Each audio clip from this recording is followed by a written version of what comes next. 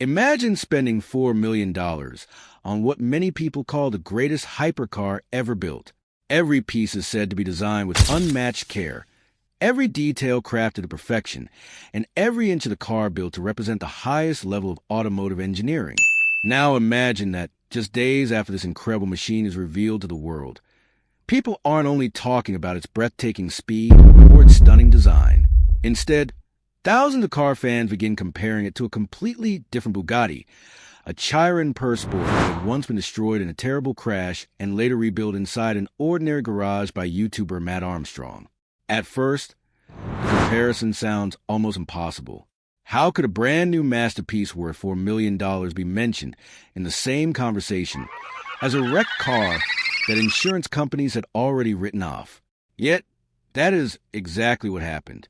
As videos spread across YouTube and social media, the discussion quickly grew beyond horsepower, luxury, and price tags. People started asking deeper questions. Is true value found in expensive materials and factory-built perfection? Or can determination, skill, and passion create something just as remarkable? Does owning a Bugatti mean accepting complete control from the manufacturer? Or should owners have the freedom to repair and rebuild their own cars? These questions turn what could have been a simple car launch into one of the most fascinating debates the automotive world has seen in years. The arrival of the Bugatti Tourbillon marked the beginning of a completely new chapter for one of the world's most famous car makers. For years, the Bugatti Chiron had represented the peak of modern hypercar engineering. Its massive quad-turbocharged W16 engine, unbelievable top speed, and limited production made a dream car for collectors across the globe. Many believed Bugatti would simply improve the Chiron with a few updates and continue building on its successful formula. Instead, the company surprised everyone by starting almost from scratch. The Tourbillon was introduced not as an upgraded Chiron, but as an entirely new vision for the future. Bugatti proudly announced that almost every important part of the car had been redesigned. A naturally aspirated V16 engine replaced the famous W16, a powerful hybrid system added a new level of performance, and the entire chassis was engineered with fresh ideas instead of relying on older technology. This wasn't just another expensive supercar. It was Bugatti's statement that it wanted to redefine what a modern hypercar could be for the next generation. Every announcement surrounding the Tourbillon focused on innovation, craftsmanship, and exclusivity. The company wanted buyers to believe that this machine represented the absolute highest level of engineering ever placed on public roads. However, while many people admired these incredible achievements, others couldn't stop thinking about another Bugatti story unfolding online at the same time. That story involved broken carbon fiber, damaged suspension, unavailable factory parts, and one determined YouTuber who refused to believe that a destroyed Bugatti was beyond saving. As excitement over the Tourbillon continued to grow, Mat Armstrong's remarkable rebuild project reminded millions of viewers that sometimes the greatest automotive stories aren't only about building something new. They're about bringing something impossible back to life. Suddenly, two completely different Bugattis became connected by one powerful question. What truly makes a car valuable? Is it the millions of dollars spent creating it inside one of the world's most advanced factories? Or is it the passion, knowledge, and determination required to rescue one after everyone else has given up? That question lies at the center of this extraordinary story. And as we explore both cars, you'll discover that the answer may not be as simple as anyone expected. When Bugatti officially revealed the Tourbillon, it was clear that this was far more than a replacement for the Chiron. The company wasn't simply introducing another fast car. It was presenting a completely new vision of what a hypercar should be in the modern world. For nearly 20 years, Bugatti had built its reputation around the legendary W16 engine, first with the Veyron and later with the Chiron. Those cars became famous for their incredible speed, luxury, and engineering achievements. Many people expected Bugatti to continue improving the same formula because it had already proven successful. Instead, the company surprised everyone by taking a much riskier path. Rather than updating the Chiron's platform, Bugatti's engineers decided to start with a clean sheet of paper. Every major system was redesigned from the ground up. They wanted the Tourbillon to stand on its own instead of living in the shadow of the Chiron. This bold decision immediately caught the attention of both experts and enthusiasts. It showed that Bugatti was not interested in making small improvements. The company wanted to create something that could define the next generation of automotive excellence.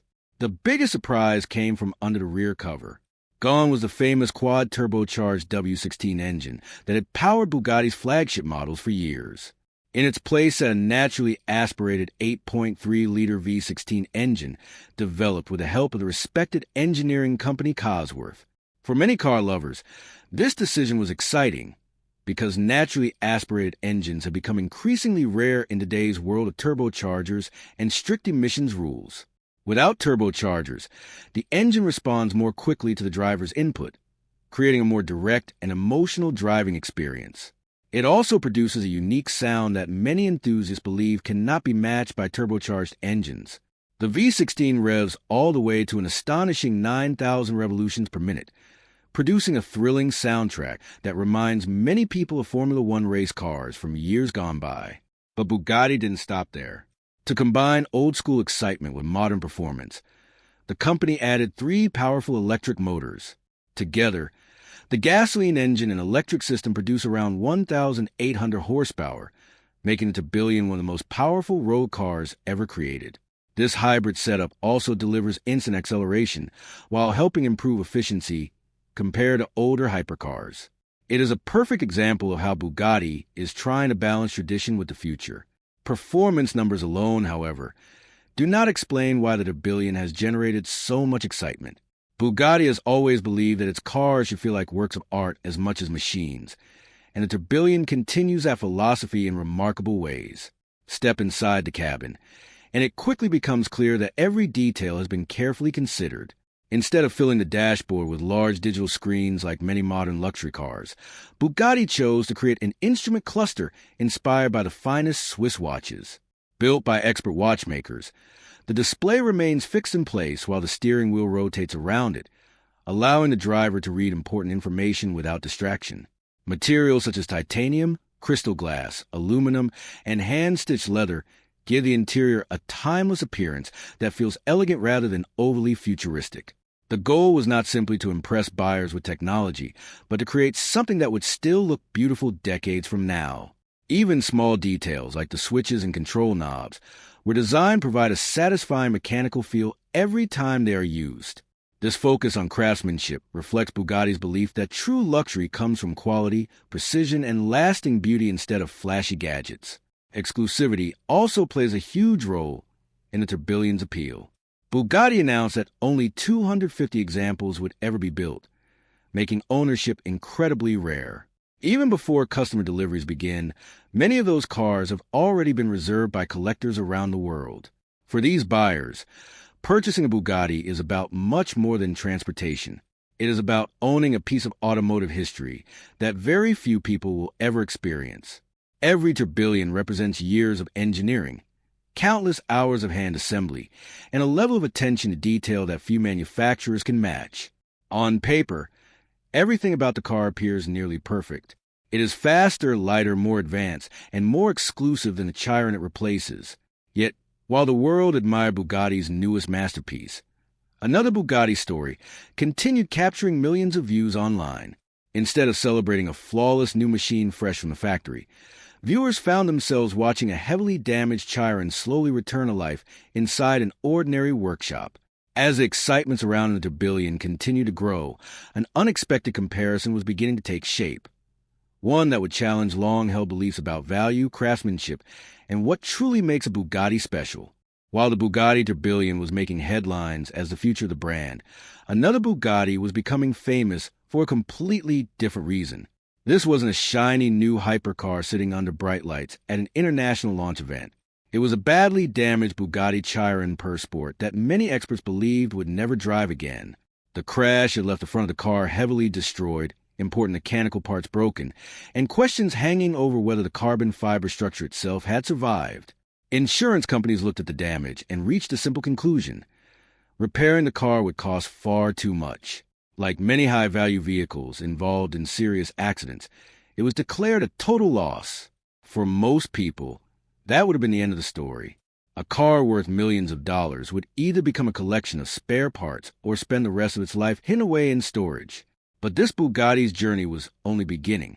Instead of accepting defeat, its owner saw an opportunity that very few people would have dared to consider. Rather than sending the car back to Bugatti's factory or walking away from it completely, he decided to buy the wreck and search for someone willing to attempt what many believed was impossible. That decision would eventually bring one of YouTube's most famous car builders into the spotlight and create a story that fascinated millions of viewers around the world. The person chosen for this incredible challenge was Mat Armstrong, a British YouTuber whose reputation had been built on repairing vehicles that others considered beyond saving. Long before the Bugatti project, Mat had already earned millions of subscribers by rebuilding damaged Ferraris, Lamborghinis, McLarens, Porsches, and other expensive performance cars. His videos were popular because they combined technical knowledge with genuine excitement. Viewers didn't just watch him replace broken parts. They watched him solve difficult problems, overcome unexpected setbacks, and celebrate every small victory along the way. His relaxed personality made even complicated repairs easy to understand, allowing people with little mechanical knowledge to enjoy the journey. Over the years, Mat had developed a reputation for taking on jobs that professional repair shops often avoided. Still, even his biggest fans understood that rebuilding a Bugatti would be on an entirely different level. A Chiron Per Sport is not simply another luxury sports car. It is one of the rarest and most advanced road cars ever created, with engineering so complex that only a handful of specialists in the world are officially trained to repair it. When news spread that Mat Armstrong was preparing to rebuild one inside his own workshop, many people thought the project would fail before it even started. Some believed the damage was too severe. Others argued that Bugatti would never provide the parts or technical support needed to complete such an ambitious restoration. The odds were clearly against him, but that only made people more interested in seeing what would happen next. As the damaged Chiron finally arrived at Mat's workshop, the true scale of the challenge became obvious. The closer the team looked, the more problems they discovered. Broken suspension components, deployed airbags, damaged cooling systems, cracked body panels, and destroyed mounting points were only the beginning. Some of the most expensive parts on the car had been affected, and there was no guarantee that hidden damage hadn't reached deeper into the vehicle's carbon fiber structure. Every day seemed to reveal another obstacle that threatened to end the project before real progress could even begin. Yet instead of becoming discouraged, Mat and his father Tony approached each new problem with determination and creativity. They carefully inspected every damaged component, discussing possible solutions while trying to understand one of the most advanced cars ever built. Their goal wasn't simply to make the Bugatti look good again. They wanted to restore it properly, making it safe, reliable, and fully functional. Millions of viewers followed every episode, celebrating each repaired part and worrying through every setback. What had started as an impossible repair was quickly becoming one of the most exciting automotive stories on YouTube. At the same time, it was beginning to raise important questions about ownership, repair rights, and whether a manufacturer should have complete control over what happens to a car after it leaves the factory. Those questions would soon become even more important, because the biggest challenge wasn't repairing the damage. It was getting access to the parts needed to finish the job. As Mat Armstrong and his team began taking the damaged Chiron apart, they quickly discovered that fixing the broken pieces would not be their biggest problem. The real challenge was something far more frustrating. Even if they knew exactly what needed to be replaced, getting the correct parts was another story entirely. Unlike most sports cars, where replacement parts could be ordered through dealers or specialized suppliers, Bugatti follows a much stricter system. Every Chiron is carefully tracked, and the company keeps tight control over who can repair its vehicles and how those repairs are carried out. This approach helps Bugatti protect its reputation for quality and safety, but also creates serious obstacles for anyone trying to repair one outside the official factory network. When the damaged Chiron had been declared a total loss after the crash, Bugatti believed the safest option was to send the car back to its headquarters in Molsheim, France, where specially trained technicians could inspect every part using factory equipment. From the company's point of view, this was not simply about protecting its image. A hypercar capable of traveling at nearly 300 miles per hour leaves almost no room for mistakes. If even one hidden crack in a carbon fiber chassis went unnoticed, the consequences at high speed could be disastrous. For Bugatti, safety had to come before everything else. The company also argued that many of the Chiron systems required special tools and calibration equipment unavailable outside its authorized service centers. The gearbox, suspension, electronics, and countless sensors all worked together with incredible precision. Simply installing replacement parts was not enough. Every system had to communicate perfectly with the others to ensure the car performed exactly as its engineers intended. This level of complexity explains why Bugatti has invested heavily in factory-trained technicians and carefully controlled repair procedures. From the outside, these policies may seem overly strict, but for a manufacturer responsible for some of the fastest production cars ever built, maintaining absolute standards is understandable. However, many enthusiasts viewed the situation differently. They argued that once someone legally owns a car, they should also have a freedom to repair however they choose. This debate has existed for years across many industries, from tractors and smartphones to luxury automobiles. The Bugatti rebuild suddenly became one of the most famous examples of the growing right to repair movement. Supporters believed owners should not lose control over their own property simply because a manufacturer preferred factory repairs. The Chiron project had become much bigger than one damaged hypercar. It was now part of a worldwide discussion about ownership, freedom, and consumer rights. Things became even more difficult when Bugatti reportedly blocked access to official replacement parts for that specific vehicle by locking its vehicle identification number, commonly known as the VIN. Without access to factory parts, replacing damaged components became an enormous challenge. Items that would normally be ordered directly from Bugatti suddenly became unavailable, forcing Mat and his team to search for creative alternatives. Some parts had to be sourced from independent sellers. Others needed to be repaired instead of replaced. In several cases, completely new components had to be carefully fabricated because no original parts could be purchased. Every solution required hours of research, careful measurements, and a willingness to think differently. Instead of giving up, the team treated each obstacle as another puzzle waiting to be solved.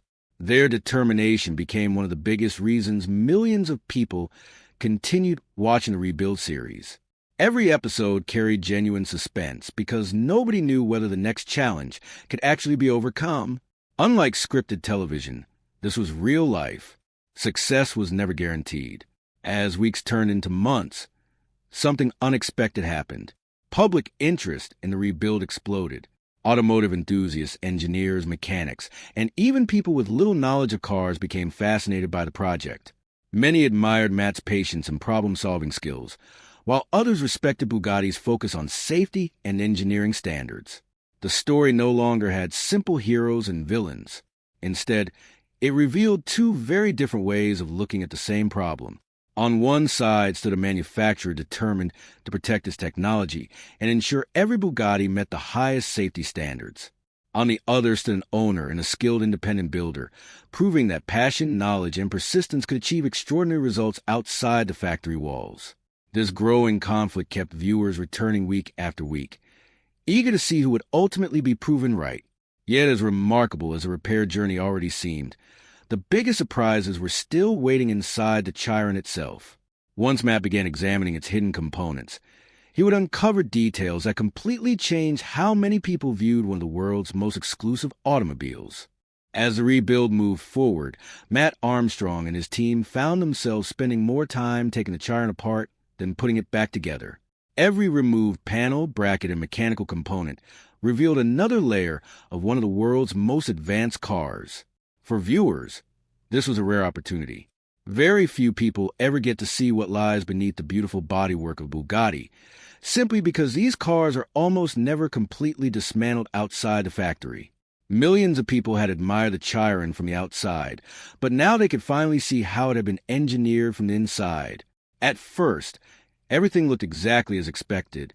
Massive carbon fiber structures, precisely machined metal parts, advanced suspension systems, and carefully routed wiring all reflected the incredible attention to detail Bugatti is famous for.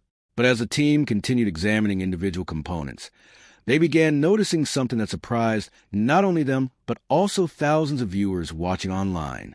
Certain parts looked strangely familiar. Some carried markings and part numbers that suggested they were not unique to the Bugatti at all. Curious to learn more, the team started researching where these components had originally come from.